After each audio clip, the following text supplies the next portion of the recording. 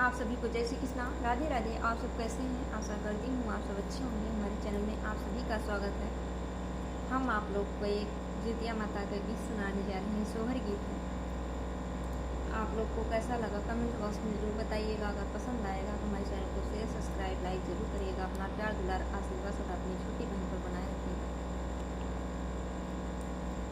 कहवा से आवेली मालिनिया तक कहवा से ग्वालिनी हो, कहवा से आवेली मालिनिया तक कहवा से ग्वालिनी हो। सखिया कहवा से आवेली नियवा जी उतिया माई के पूजे जी उतिया माई के पूजई हो। सखिया कहवा से आवेली नियवा जी उतिया माई के पूजे जी उतिया माई के पूजई हो। बगिया से आवेली मालिनिया तगौआ से ग्वालिनी हो। बगिया से आवेली मालिनिया तगौआ से ग्वालिनी हो।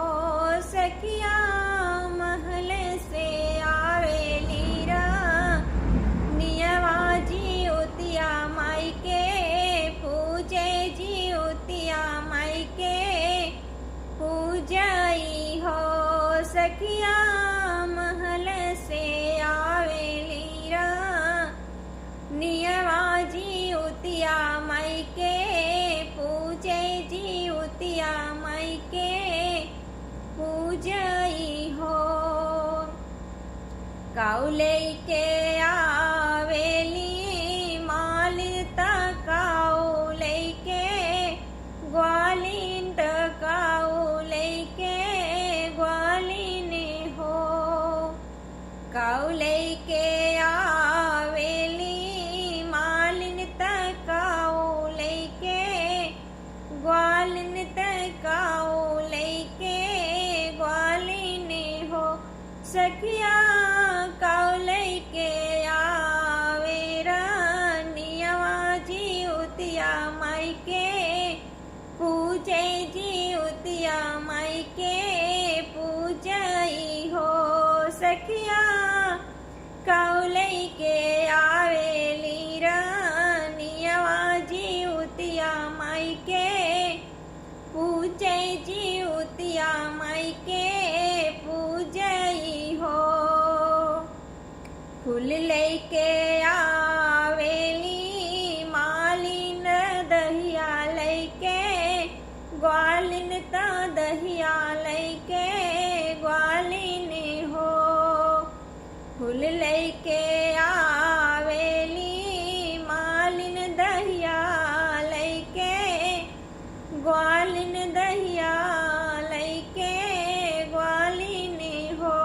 सखिया लल्ला लेके आवेली नियवा जी उतिया माई के पूजे जी उतिया माई के पूजई हो। सखिया लल्ला लेके आवेली रनिया जी उतिया माई के पूजे जी उतिया माई के पूजई हो। पूजी ने पाजी रानी नी होरी पैया लागनी होरी पैया लागई हो। पूजी ने पाजी ने रानी नी होरी पैया लागनी होरी पैया लागई हो। जुतमाई भर मुख दी है तो आशीष ललन मोरा बढ़े ललन मोरा बढ़य हो।